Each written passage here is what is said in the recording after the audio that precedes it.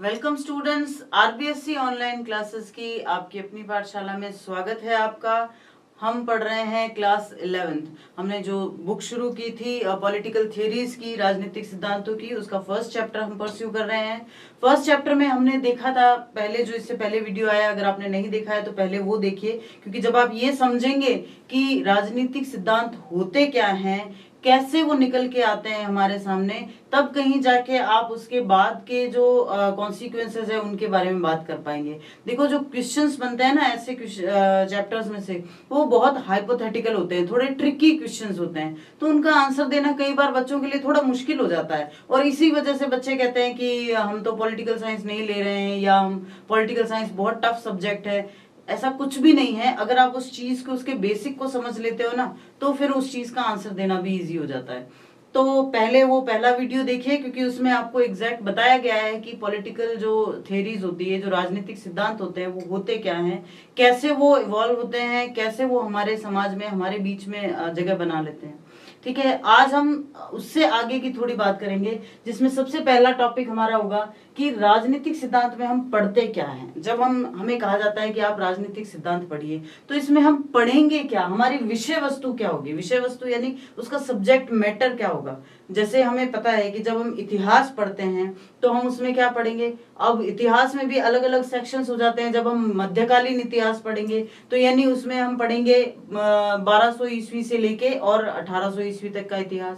जब हम ऐतिहासिक या प्राचीन काल या प्राचीन कालीन इतिहास पढ़ेंगे, तब उसमें हम 1200 ईस्वी से पहले का इतिहास पढ़ेंगे। प्रागैतिहासिक इतिहास पढ़ेंगे तो यानी कि हम पुराने, बहुत ज्यादा प्राचीन समय का इतिहास पढ़ेंगे। तो हमें पता होता है कि उसकी विषय वस्तु क्या है। ठीक वैसे ही जब हम राजनीतिक सिद्धांत पढ़ते हैं तो उसकी विषय वस्तु क्या होती है।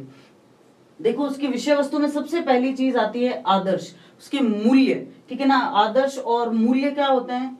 आदर्श और मूल्यों का मतलब होता है कि हम किसी चीज के साथ किस तरह से डील करते हैं। यानी कि जैसे आप जब छोटे बच्चे होते हैं तो आपको घर पे सिखाया जाता है कि सच बोलना चाहिए। ठीक है ना, तो ये क्या है, ये एक मूल्य है, ये एक आदर्श है जो आपके सामने स्थापित किया गया है। अब अगर बड़े कभी आपके सामने झूठ बोलते हैं तो आप उनको कहते हो कि आपने तो हमें बोला था कि सच बोलना चाहिए।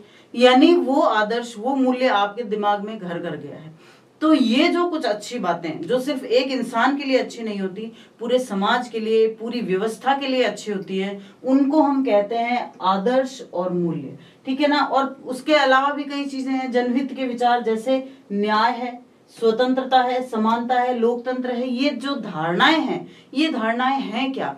देखो, आप कहेंगे कि न्याय क्या है। न्याय में तो इसका मतलब जिसने गलत किया उसको सजा दे दो, जिसने गलत नहीं किया उसको छोड़ दो, यही न्याय है। ये सिर्फ छोटी सी, बहुत संकीर्ण बात है। इसको बहुत वृहद स्तर पर कि वास्तव में न्याय है क्या, ये बताया जाता है। ये किस तरह से इवॉल्व होते हैं, ये आगे आपको बताएंगे। जब आपकी जो बुक में केस स्टडी दी गई है सुकरात की, वो बताएंगे, तब हम इसके बारे में बात करेंगे। तो ये इस तरह के जो विचार होते हैं, इन विचारों को जब हम पढ़ते हैं, ये विचार आए कहाँ से, कैसे हमारे बीच में आए हैं और किस तरह से और आगे बढ़ रहे हैं, कैसे इनमें और ज्यादा आगे प्रगति होने की संभावनाएं हैं, ये सब चीजें हम राजनीतिक सिद्धांत में पढ़ते हैं। उसके अलावा हम राजनीतिक सिद्धांत में पढ़ते हैं आंदोलन, सामाजिक और राजनीतिक घटनाक्रम। हमारे चारों तरफ बहुत सी ऐसी घटनाएं होती है जो सिर्फ शासन व्यवस्था पर ही नहीं, हमारे पूरे समाज पर प्रभाव डालती है। ठीक है ना, कहने को वो घटनाएं राजनीतिक होती है, लेकिन उसका प्रभाव इस तरह से पड़ता है। एक छोटा सा एग्जाम्पल ले लीजिए, वो हम बात करते हैं भारतीय स्वतंत्रता संग्राम की। आप इतिहास में भी पढ़ते हैं और हम उसे पढ़ेंगे राजनीति शास्त्र में भी। ऐसा क्या है कि उसका, अच्छा, जब आप समाज शास्त्र पढ़ोगे तो भी किसी न किसी तरीके से उसको पढ़ेंगे। तो ऐसा क्या है उस एक घटना में। अरे, उस एक घटना ने भारत के पूरे इतिहास को ही नहीं बदला। भारत के जो सिस्टम है, चाहे वो उससे पहले राजनीतिक ढांचा था, अब राजनीतिक ढांचा बदल गया, उससे पहले सामाजिक परिस्थितियां जो थी और अब सामाजिक परिस्थितियां वो बदल गई। तो यानी कि भारतीय स्वतंत्रता संग्राम एक ऐसी घटना थी जिसने पूरे सिस्टम को बदल दिया। ठीक है ना, पूरे भारत में आमूल चूल परिवर्तन ला दिए। तो इसको पढ़ना जो है वो जरूरी हो जाता है हर एस्पेक्ट से। तो हम इसीलिए आंदोलन और सामाजिक राजनीतिक घटनाक्रम जैसी चीजों को पढ़ते हैं। यानी ओवरऑल हम पॉलिटिकल थ्योरी में क्या पढ़ते हैं, हम पहले तो पढ़ते हैं मूल्य क्या है, सिद्धांत क्या क्या है, कौन कौन से सिद्धांत हैं, ठीक है, और फिर उसके बाद में हम पढ़ते हैं कि राजनीतिक घटनाक्रम कैसे हुए, क्यों हुए, उनके पीछे क्या कारण थे, उनके क्या परिणाम निकले, ठीक है ना, ये सब चीजें हम पढ़ते हैं। तो what is the subject matter of political theory? This is the basic question we are discussing right now. So the first are principles, values and notions of public interest. Notions which are here among us just for public welfare, like justice, like equality, like freedom, like democracy. All the notions of public interest are being studied here. Then movements, social and political incidents, all the incidents that shake our lives, we studied here. तो वो हम यहाँ सब पढ़ेंगे। उसके अलावा कई सारे विभिन्न देश इन आदर्शों और मूल्यों को अपने संविधान में शामिल करते हैं। देखो, जब भारत का संविधान बनाया गया तो क्या हुआ था, हमने बहुत सी ऐसी चीजें अलग अलग देशों से देखी और हमारे संविधान में शामिल की। जैसे जब हम बात करते हैं हमारे मौलिक अधिकारों की, तो हम बात करते हैं स्वतंत्रता की, तब हम बात करते हैं समानता की, तब हम बात करते हैं आर्थिक समानता की, तब हम बात करते हैं पिछड़ों को ऊपर लाने की। तो ये सब जो चीजें हैं वो कहाँ से आई, ये विचार कहाँ से आए, ये सब चीजें हम यहाँ पढ़ेंगे। और फिर संविधान के आधार पर ही सरकार और व्यवस्था काम करती है। हम सबको पता है कि हमारे देश का संविधान जो कहता है वही हमारे देश में सरकार के रूप में काम में लिया जाता है, ठीक है ना।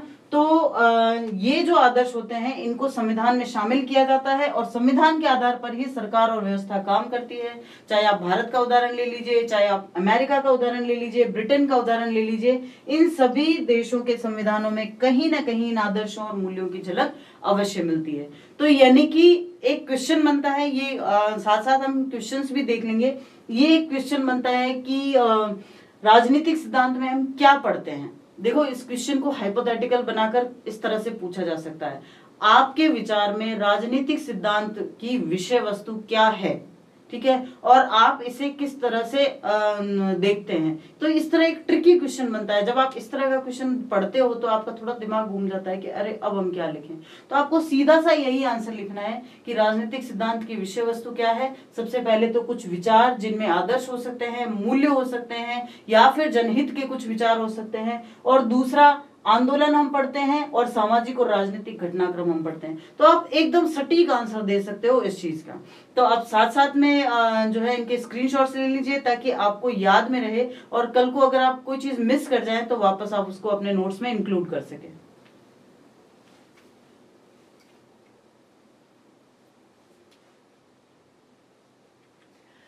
इसके बाद एक और सवाल आता है कि ये जो विचार, चलो अब हमने देख लिया कि अब हम पढ़ते क्या हैं, ठीक है, हमने पढ़े क्या, हमने विचार पढ़े, हमने जो मूल्य हैं, आदर्श हैं। अब सवाल आता है कि ये आए कहाँ से, ये ऐसे ही कोई निकल के आ गए। देखो, जब हमने पॉलिटिकल थ्योरीज की बात करना शुरू की थी तब हमने कहा था कि इंसान जो है बाकी जानवरों से दो चीजों में अलग है। सबसे पहली चीज अपने सोचने में, अपने जो अलग अलग प्रकार के विचार लाने में अपने दिमाग में, और दूसरा उन विचारों को इंटरप्रेट करने में, यानी भाषा में। ये दो चीजें जो है वो इंसान को बाकी सबसे बहुत अलग बना देती है, यूनिक बना देती है, अद्वितीय बनाती है। तो ये विचार आए कहाँ से, क्यों ऐसा हुआ कि ये विचार जानवरों में नहीं आए और हम में आए। हम जानवरों को भी देखते हैं, कई सारे प्राणियों को देखते हैं जो बहुत ही सामाजिक तरीके से रहते हैं, बहुत शानदार तरीके से, लेकिन क्या वो इस तरह की सिस्टम्स लागू कर पाए हैं जैसा इंसानों ने किया है? ऐसा नहीं हो पाता। क्यों नहीं हो पाता? क्योंकि हमारे पास इंटरप्रिटेशन मीडियम है, हमारे पास भाषा है, ठीक है ना, और उस भाषा के साथ हम इस चीज को और ज्यादा वृहद कर पाते हैं। यहाँ देखिए, बहुत ही बड़े बड़े अक्षरों में ये लिखा है कि ये विचार कैसे उत्पन्न हुए। क्यों? क्योंकि ये सबसे पहला क्वेश्चन है जो हमारे दिमाग में आता है कि क्या जरूरत है, क्या कहाँ से आ गई ये सब चीजें जो हमें पढ़नी पड़ती है। तो ये उत्पन्न होने का सबसे पहले हम देखते हैं कि इतिहास क्या रहा है। इनका इतिहास भी बहुत शानदार रहा है। शुरुआत जब इनको मानते हैं तो चलिए बाकी सब छोड़ भी दे, तो हमारे भारत में प्राचीन काल से आपने देखा है कि कितने सारे जो है वेद लिखे गए, 4 वेद लिखे गए, फिर उपनिषद लिखे गए, ब्राह्मण जो है ग्रंथ लिखे गए, ऐतरे तेतरे, बहुत सारी ऐसे ग्रंथ लिखे गए और जिनमें बहुत सी ऐसी चीजें थी जो इस तरह के नोशंस को, इस तरह के विचारों को बढ़ावा देती थी। ये ना सिर्फ उन घटनाओं को भाई कहानी के रूप में बताया गया, तो ना सिर्फ उन घटनाओं को बताते थे बल्कि ये भी बताते थे कि सही क्या है, गलत क्या है, किसी चीज में विवेकपूर्ण होना क्या होता है, ये सब चीजें बताई गई थी। ठीक है, तो उसके बाद मनु, शुक्र, कौटिल्य, बृहस्पति, ऐसे कई विचारक हमारे देश में हुए, सोमदेव, जिन्होंने अपने अपने विचार रखे हर चीज के बारे में। कौटिल्य तो आज भी इतने प्रासंगिक है कि उनकी किताबें पढ़ी जाती है अगर कोई राजनीति विज्ञान का अध्ययन करता है तो। ठीक है ना, तो बहुत से ऐसे नोशंस निकल कर आए तब। लेकिन फिर क्या हुआ, फिर धीरे धीरे जो पश्चिमी विचारक थे उनकी भी बातें हमारे सामने आई। भाई पहले तो हम सिर्फ वहीं तक सीमित थे कि जो हमारे विचारकों ने कहा है, पुराने विचारकों ने, उनकी बातों तक सीमित थे। लेकिन जैसे जैसे हम आगे बढ़ते गए, जैसे जैसे हम पूरे विश्व के साथ संपर्क में आते गए, बहुत सी चीजें हमने जानी और वहां भी ऐसा ही कुछ इतिहास रहा था। चाहे हम प्राचीन मिस्र का देख लें, यूनान का देख लें, चीन का देख लें, बेबीलोन संस्कृति का देख लें, यानी जो सारी संस्कृतियां थी उनके मूल में कहीं ना कहीं राजनीतिक विचार जरूर थे। तो सबसे पहले ईसा पूर्व 5वीं शताब्दी में सुकरात ने जो है, और प्लेटो और अरस्तु, ये तीनों जो है वो एक दूसरे के साथ जुड़े हुए हैं, क्योंकि सुकरात का शिष्य था प्लेटो और प्लेटो का शिष्य था अरस्तु। तो इन्होंने जो है बहुत शानदार विचार दिए। खास करके प्लेटो जब हम पढ़ते हैं तो हमें ऐसा लगता है कि हम मार्क्सवाद के ही जनक की बात कर रहे हैं, तो मार्क्सवाद उसमें से निकल के आता है। जब हम अरस्तु पढ़ते हैं तो उसमें से नैतिकता निकल के आती है। जब हम सुकरात को पढ़ते हैं तो ऐसा लगता है कि उस समय के विरोधी विचार हैं लेकिन आज के समय में बहुत प्रासंगिक है। तो सुकरात, प्लेटो और अरस्तु जो है वो उस समय उन्होंने अपने विद्यार्थियों के साथ विचार विमर्श करके कई सारे मूल्यों और सिद्धांतों का प्रतिष्ठापन किया था। उन्होंने कई सारे ऐसे नियम बनाए थे जो उस समय शायद ऐसा लगा कि आज के समय से बहुत ज्यादा आगे है, लेकिन आज भी वो बहुत प्रासंगिक है। फिर आधुनिक काल में अगर बात की जाए तो हम जीन जैक्स रूसो का नाम ले सकते हैं। रूसो ने पहली बार स्वतंत्रता की बात की थी। रूसो का एक कोट, एक जो कथन है वो बहुत फेमस है कि इंसान जन तो एकदम स्वतंत्र होता है लेकिन सर्वत्र बेड़ियों में जकड़ा हुआ है। इंसान सिर्फ जन्म ही लेता है तब स्वतंत्र होता है, उसके अलावा जैसे ही उसने जन्म ले लिया उसके बाद में वो बेड़ियों में जकड़ जाता है। अब चाहे वो बेड़ियां सामाजिक नियमों की हो, चाहे वो कानूनों की हो, चाहे वो बेड़ियां एक दूसरे का साथ पाने की हो, एक दूसरे के साथ रहने की हो, एक दूसरे के साथ एडजस्ट करने की हो। यानी रूसो का ये कथन बहुत शानदार है कि इंसान जन्म तो स्वतंत्र लेता है लेकिन सर्वत्र बेड़ियों में जकड़ा हुआ रहता है। और उसी रूसो ने सबसे पहले स्वतंत्रता की जो है वो बहुत शानदार तरीके से पुरजोर वकालत की थी। और रूसो ने ये कहा था कि स्वतंत्रता ही मनुष्य का आधारभूत सिद्धांत है, आधारभूत अधिकार है। उसके बाद में हम बात करते हैं कार्ल मार्क्स की, जिन्होंने ये कहा था कि स्वतंत्रता उतनी ही जरूरी है, बल्कि स्वतंत्रता से भी कहीं ज्यादा क्या जरूरी है, समानता जरूरी है। समानता क्यों जरूरी है? क्योंकि अगर समान नहीं रहेंगे, हमें अगर समाज में असमान व्यवहार किया जाएगा तो हम स्वतंत्रता का भी कभी लाभ नहीं उठा सकेंगे। उसके बाद में महात्मा गांधी ने अपनी पुस्तक लिखी थी हिंद स्वराज। इस पुस्तक का नाम आप अच्छे से याद करेंगे क्योंकि अगर जो कोई चीज आपके बुक में मेंशन की हुई है तो कई बार उसमें से एक छोटा क्वेश्चन बन जाता है, ठीक है ना। तो ये छोटी छोटी चीजें आप याद रखेंगे। तो महात्मा गांधी ने अपनी पुस्तक हिंद स्वराज में स्वतंत्रता और स्वराज के विचारों पर जोर दिया। हम सभी गांधीवाद के विचार पढ़ते हैं और सोचते हैं कि किस प्रकार से उनको अपने जीवन में उतारा जाए। तो गांधी जी ने पहली बार जो है स्वराज के विचारों को बताया कि स्वराज होता क्या है, वास्तव में स्वराज की कल्पना कैसे की जा सकती है। उसके बाद में डॉक्टर अंबेडकर ने पिछड़ी जातियों के आरक्षण का विकास जो विचार देकर उनको आगे बढ़ाने का सुझाव दिया और संविधान में भी उसे शामिल किया। डॉक्टर अंबेडकर ने बहुत ही एक नायाब तरीका बताया कि किस प्रकार पिछड़ी जातियों को आगे बढ़ाया जा सकता है, किस प्रकार उनको मुख्य धारा में लाया जा सकता है, और फिर उस विचार को संविधान में भी शामिल किया गया जिसको हम सब रिजर्वेशन या आरक्षण के रूप में जानते हैं। So as far back as the 5th century BC, Plato, Aristotle and scholars discussed with their students the monarchy or democracy, which is the best system to be applied. So they have discussed it before even before 5th century BC. यानी कहने का मतलब 2000 अगर हम ईसा साल माने तो यानी वो आज से 2500 साल पहले उन्होंने इन चीजों पर डिस्कशन किया था। फिर in modern times Rousseau first argued for freedom as a fundamental right of humankind. It is called a fundamental right. Rousseau first advocated for the freedom of mankind. Then Karl Marx argued that equality was as crucial as freedom. Karl Marx always pressurized equality more than freedom. And then closure home, Mahatma Gandhi discussed that meaning of genuine freedom or Swaraj in his book named Hind Swaraj. You have to mention the book properly. The book is Hind Swaraj. Dr. Ambedkar vigorously argued that scheduled caste must be considered as minority and as such as must receive special protection, and it is also mentioned in our constitution as well as we know as the name of reservation.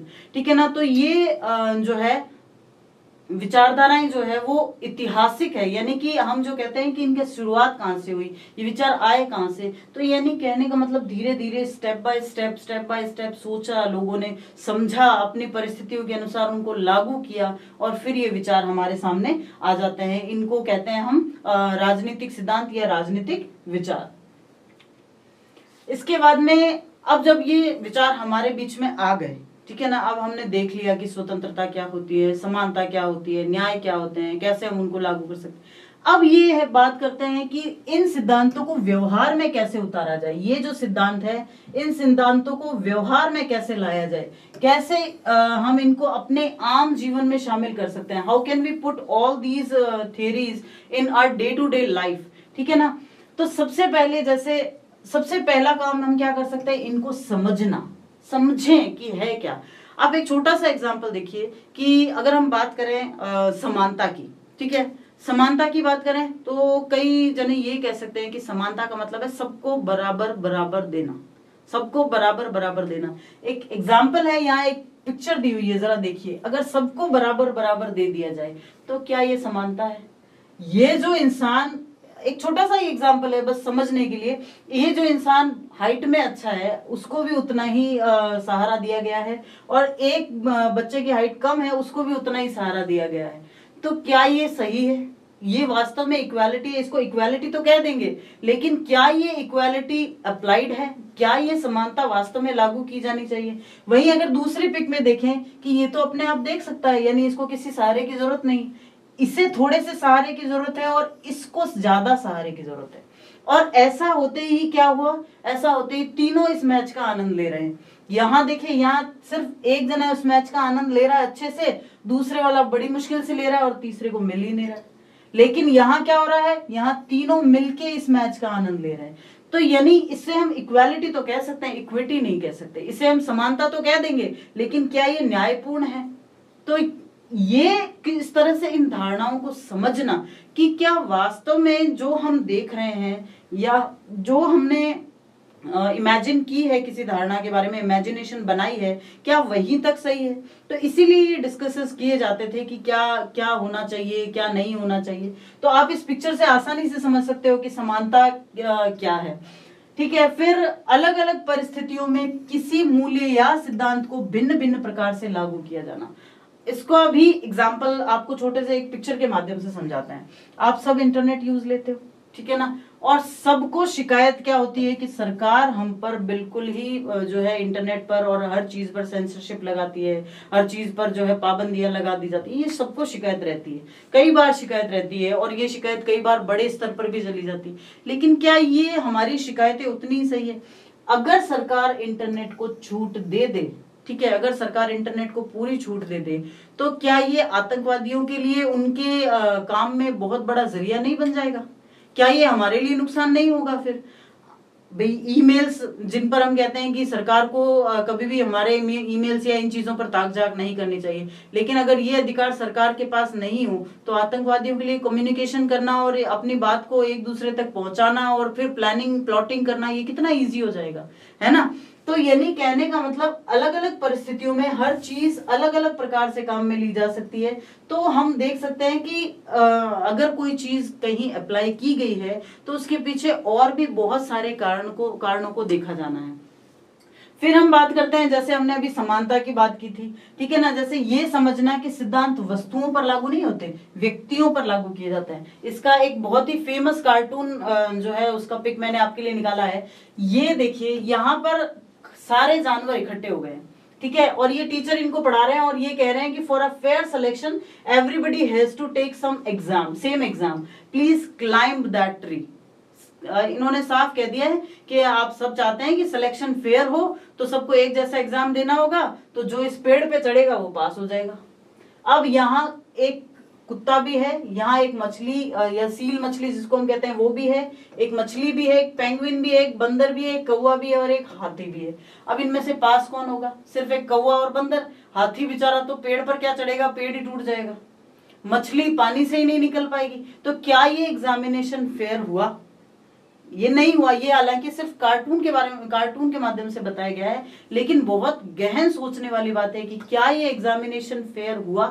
क्या ये सही है? किसी की क्षमता नापने का ये तरीका सही है? नहीं है, क्योंकि हाथी की अपनी क्षमता है। हाथी वजनदार जानवर है जो कि जमीन पर ही रहकर अपना काम कर सकता है। मछली एक ऐसा जानवर है जो पानी में कंफर्टेबल है, ठीक है ना। तो सबके लिए अगर एक जैसी मानदंड लगा दिए जाएंगे तो ये सही नहीं होगा।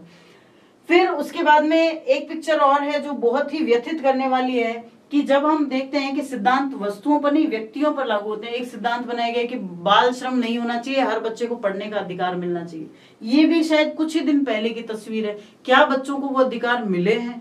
ठीक है ना। तो यानी कि ओवरऑल कहने का मतलब ये है कि जब हम राजनीतिक सिद्धांत पढ़ते हैं तो उनको व्यवहार में कैसे उतारा जाए, कैसे इन सब चीजों से निजात पाई जाए, कैसे ये जो छोटी छोटी समस्याएं हमारे सामने आती है इनको हटाया जाए और इनका सोल्यूशन ढूंढा जाए, ये हम अध्ययन करते हैं राजनीतिक सिद्धांतों में। So first, understanding various notions like freedom, equality, equity, justice or nationalism etc. is how can we absorb these political theories in our day-to-day life. Then applying various theories and values in different situations, just like that if government is doing something like censorship on movies or on internet, we just have to understand it is not only for us, not only as differentiating our freedom, it is for the welfare of us, it is for public interest also. Then understanding that notions and theories are to be applied on human instead of things. We are living in a world which is based on humans, not on things. We are not going to take care of things. We are there for humans. ये चीजें हमें समझनी बहुत जरूरी है। तो ये सब चीजें समझेंगे तब कहीं जाके हम पॉलिटिकल थियरीज को जो है अपने डे टू डे लाइफ में अपने जो है उसमें उतार पाएंगे। तो अब आप इसका स्क्रीनशॉट ले लीजिए ताकि आपको अच्छे से समझ में आ जाए।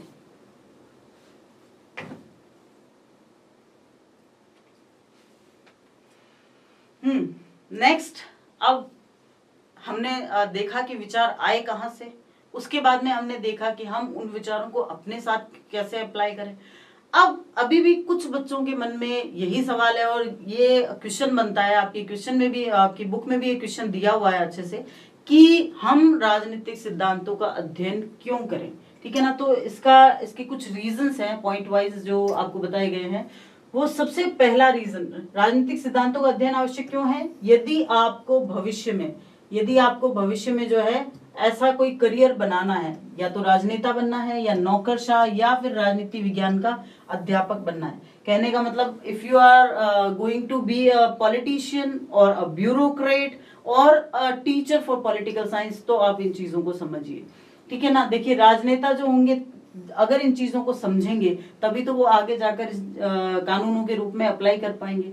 ब्यूरोक्रेट्स या नौकरशाह क्या होते हैं? देखिए, सरकार की जो मंत्री होते हैं वो तो 5 साल के लिए चुने जाते हैं और हर चीज को वो एक छोटी चीज को वो ध्यान नहीं रख सकते। उसके लिए क्या होता है? अधिकारी नियुक्त किए जाते हैं जो कि सरकारी अधिकारी होते हैं, उनको ब्यूरोक्रेट्स या नौकरशाह कहा जाता है। ये जो शब्द है ये कई बच्चों को कंफ्यूज करता है। तो ब्यूरोक्रेट्स या नौकरशाह उस तंत्र को कहते हैं जो कि सरकार की मदद के लिए अधिकारियों के रूप में नियुक्त किया जाता है। ये जो सरकारी अधिकारी वगैरह होते हैं ना, उनको ब्यूरोक्रेट्स या नौकरशाह कहा जाता है। तो आप में से कई बच्चे होंगे जिन्होंने ह्यूमैनिटीज सब्जेक्ट इसलिए लिया है ताकि आगे जाकर IAS UPSC की तैयारी कर सके और ब्यूरोक्रेट्स बन सके, ठीक है।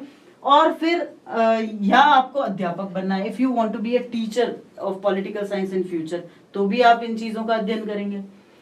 दूसरा रीजन आप दे सकते हैं, आपको भविष्य में इस देश का जिम्मेदार नागरिक बनना है, आपको मताधिकार, आपको वोट का प्रयोग करना है और सरकार बनानी है। इसलिए शासन के निम्नतम स्तर यानी नीचे से नीचे सी चीज से लेकर उच्चतम स्तर की जानकारी आपको होनी ही चाहिए। You have to be a responsible citizen in future, you are going to use your vote to make government, so it is essential to know about governing system from its lowest level to the highest level। यानी आपको ये सारा पता होना चाहिए। ये कब पता होगा? जब आप राजनीतिक सिद्धांतों को अच्छे से पढ़ोगे, क्योंकि यही सिद्धांत हमें बताएंगे कि कोई कानून बना है तो क्यों बना है, उसकी लिमिटेशंस कहाँ तक है, उसकी जो है निम्नतम सीमा क्या है, किस तरह से हम उस कानून का पालन नहीं करेंगे तो हमारे साथ ये किया जाएगा। यानी वो हर चीजें तभी आपको पता चल पाएगी। फिर शिक्षित और सचेत नागरिक ही राजनीति करने वालों को जनाभिमुख बना सकते हैं। बहुत शानदार शब्द है ये। Only educated and vigilant citizenry makes those who play politics more public spirited. जनाभिमुख का मतलब होता है ज्यादा से ज्यादा लोगों की ओर ध्यान देने वाले, लोगों का भला करने वाले, कानूनों के माध्यम से लोगों की भलाई करने वाले, ऐसे नियम, ऐसे कानून या ऐसी योजनाएं बनाने वाले जो कि लोगों के भलाई के लिए हो। ठीक है ना? ऐसा हम कब बना सकते हैं? जब हम खुद शिक्षित होंगे, जब हमें पता होगा। इसका एक छोटा सा एग्जाम्पल देखिए। अब समझिए कोई बुजुर्ग है, ठीक है, और कोई व्यक्ति खड़ा हुआ है और वो आपके घर पे आके उन बुजुर्ग को कि मैं तो आपकी जाति का ही हूँ, आप तो मुझे वोट दीजिए। तो जो उस टाइम के जो पुराने लोग हैं वो तो यही कहेंगे कि हाँ, जाति वालों को वोट दीजिए। लेकिन होगा क्या? अगर पढ़े लिखे हैं आप तो आप ये समझेंगे कि जाति, धर्म और इन सबसे ऊपर उठकर जरूरी क्या है? जरूरी है हमारे क्षेत्र का विकास। तब आप अपना वोट ऐसे लोगों को कास्ट करेंगे जो कि क्षेत्र के विकास के लिए काम करें। तो यानी जरूरी ये है कि आप इन चीजों की जानकारी रखें। फिर उसके बाद में आजादी, समानता, धर्मनिरपेक्षता, ये सब किताबी ज्ञान नहीं है। इन्हें वास्तविक जीवन में कैसे अपनाया जाए ये भी आप राजनीतिक सिद्धांतों के अध्ययन से ही समझ पाते हैं। Freedom, equality and secularism are not just abstract issues, these has to be applied in our day to day life. And how can we apply them in our day to day life? ये हम तब समझते हैं जब हम राजनीतिक सिद्धांतों का अध्ययन करते हैं। देखो, जब आजादी शब्द कहें हम, तो आजादी हम सब कहेंगे कि हमें बोलने की आजादी है ये, लेकिन क्या बोलने की आजादी का मतलब ये है कि मैं किसी को भी गालियां दूं? बोलने की आजादी तो है मुझे, तो फिर क्यों मैं किसी को कुछ भी नहीं कह सकती? तो ये सब चीजें, इनका डिफरेंशिएशन हम कब समझ पाएंगे? जब हम देखेंगे कि वास्तव में राजनीतिक सिद्धांत हैं क्या और वो किस तरह से अपना काम करते हैं। तो इसके साथ ही ले लीजिए आप इसका भी स्क्रीनशॉट्स और साथ साथ में समझ के पढ़ते चलिए।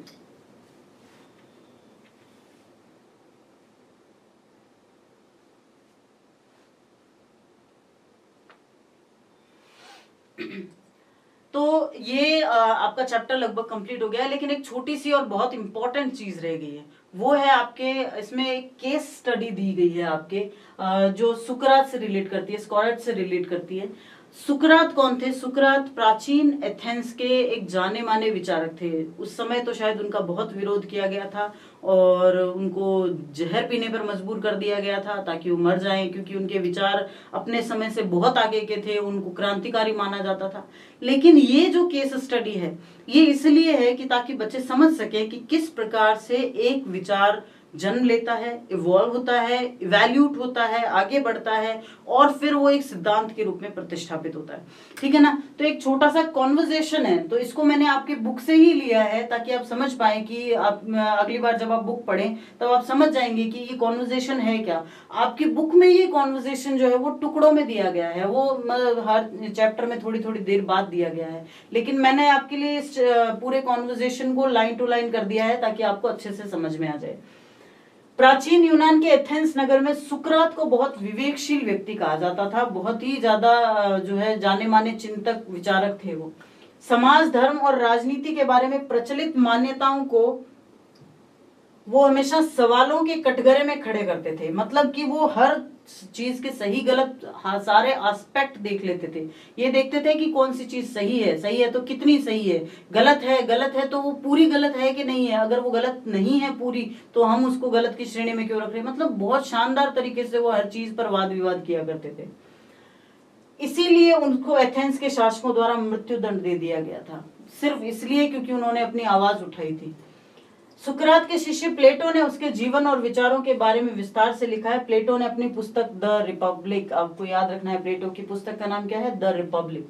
रिपब्लिक में सुकरात के नाम से एक चरित्र गढ़ा, यानी जब उसने बुक लिखी तब उसने सुकरात को एक कैरेक्टर के रूप में जस्टिफाई किया और फिर उसके बाद में एक पूरी स्टोरी लाइन बना दी। यहाँ सुकरात और सेफलस जो था वो भी सुकरात के साथ ही था, तो उसके साथ एक संवाद से प्रारंभ होता है। सेफलस और उसके मित्र समझने लगते हैं कि न्याय क्या है। अब बात क्या हो रही है, न्याय क्या है। एक छोटा सा टॉपिक लेते हैं कि न्याय क्या है। सुकरात के तरीके में महत्वपूर्ण बात यह है कि किसी भी दृष्टिकोण में निहित सीमाओं और असंगतियों का उजागर करता था वो, और किससे करता था, अपने लॉजिक से, अपनी तर्क बुद्धि से हर चीज को। तो अब देखिए क्या बात करते हैं वो। सेफलस, तुमने अच्छा कहा, मैंने जवाब दिया, लेकिन जहां तक न्याय की बात है ये क्या है। क्वेश्चन क्या निकला कि न्याय क्या है। क्या सच बोलना और अपना ऋण चुकाना बस इतना ही न्याय नहीं है। ये क्वेश्चन उठाया गया है। किसने उठाया, सेफलस ने, कि क्या अगर हम सच बोल देते हैं और अपना ऋण चुका देते हैं, यानी किसी का कुछ दूसरों का लेते नहीं है, क्या ये न्याय नहीं हो जाता। तो सुकरात देखो उसका क्या जवाब देता है। सुकरात जवाब देता है कि सोचिए, एक मित्र शांत चित्त यानी बहुत अच्छे शांत ठंडे दिमाग से अपने हथियार मेरे पास जमा करा देता है, और उन हथियारों को वो ऐसी स्थिति में मांगता है जब उसका दिमाग शांत नहीं है। अब मेरे किसी फ्रेंड ने मुझे अपने कुछ हथियार दिए और उस समय उसका दिमाग बहुत अच्छा था, लेकिन जब वो वापस मांगने आया उस समय उसको बहुत गुस्सा आया हुआ था। तो क्या मेरा हथियार, उसके हथियार उसको वापस लौटा देना उस समय जब उसको गुस्सा आया हुआ है, क्या ये न्यायोचित है, क्या ये ठीक है। क्योंकि उसको गुस्सा आया हुआ है और उसके हाथ में अगर वेपन होगा, हथियार होगा, तो वो उनका गलत ही यूज करेगा। तो क्या ये हथियार मुझे उस समय वापस कर देने चाहिए। यानी कि अगर ये कहा जाए कि सच बोलना और ऋण चुका देना ही न्याय है, तो क्या इस तरह से अगर मैंने उसका ऋण चुकाया है तो क्या ये न्याय है। अच्छा, फिर बात आती है, अगर सत्य बोलना और ऋणों को चुकाना न्याय की परिभाषा नहीं है तो फिर क्या है। अपने मित्रों के साथ भला करना और अपने शत्रुओं के साथ बुरा करना, क्या ये न्याय है। लेकिन आप अब इसको आगे देखिए, ये तो उसने उठाया कि चलो सिर्फ उतना ही नहीं है, हमें परिस्थितियों का ध्यान रखना चाहिए। अब क्या ये न्याय है कि अपने मित्रों के साथ अच्छा कीजिए, यानी जो आपके साथ अच्छे हैं उनके साथ अच्छा कीजिए, जो आपके साथ बुरे हैं उनके साथ बुरा कीजिए। तो ये एक एग्जाम्पल देकर सुकरात ने बताया है कि क्या संगीतकार अपनी कला से मनुष्य को संगीत से दूर कर सकता है। ठीक है ना, मतलब इंसान की कला और इंसान क्या एक दूसरे से दूर रह सकते हैं। ठीक है ना, तो वैसे ही आप इसको ऐसे समझिए कि अगर कोई व्यक्ति घुड़सवार अपनी कला से एक बुरा घुड़सवार बनता है, मतलब क्या वो चाहेगा कि मेरी जो कला है या मेरे जो गुण हैं वो गलत तरीके से निकल के आए, कोई नहीं चाहेगा। तो फिर क्यों हम अपने नजरिए से किसी को बुरा और किसी को अच्छा साबित कर देते हैं। ठीक है ना, जैसे आप इसको ऐसा समझिए कि सच बोलना, ठीक है ना, जैसे किसी रोग के बचाव या रोकथाम में सबसे कुशल कौन होता है, वो डॉक्टर होता है। ठीक है, लेकिन क्या डॉक्टर के सब कुछ करते हुए भी अगर इंसान मर जाए तो क्या हम उसको गलत कहेंगे, नहीं कह सकते, हम गलत नहीं कह सकते। क्यों कहेंगे, उसने तो अपनी तरफ से पूरी कोशिश की थी। ठीक, अब उसकी कोशिश नहीं रंग लेके आई तो इसमें उस डॉक्टर की क्या गलती है। या फिर एक छोटा सा एग्जांपल इसमें भी देखिए, जो दुष्ट और शत्रु है उनको चोट पहुंचाई जानी चाहिए, लेकिन जब घोड़े घायल होते हैं तो उनकी स्थिति पहले से बेहतर होती है कि बुरी होती है। ऑब्वियसली अगर घोड़ा घायल हो गया है तो क्या उसमें से उसका घोड़ापन कम हो जाएगा और उसमें कुत्ते के गुण आ जाएंगे क्या, ऐसा नहीं होगा। या फिर इसको ऐसे कह सकते हैं कि जब कुत्तों की स्थिति बुरी होती है तो क्या उसमें कुत्ते की जगह घोड़े के गुण आ जाएंगे, ऐसा बिल्कुल नहीं है। रहेगा तो घोड़ा घोड़ा ही रहेगा और कुत्ता भी कुत्ता ही रहेगा। ठीक ऐसे ही अगर कोई मनुष्य हमें बुरा दिख रहा है तो क्या उसमें मनुष्यत्व कम हो जाएगा, ठीक है ना, नहीं होगा। तो यानी कि किसी भी व्यक्ति को सिर्फ ये कहकर कि उसने हमारे साथ गलत किया है, हम उसके साथ गलत करें, तो क्या ये न्याय है?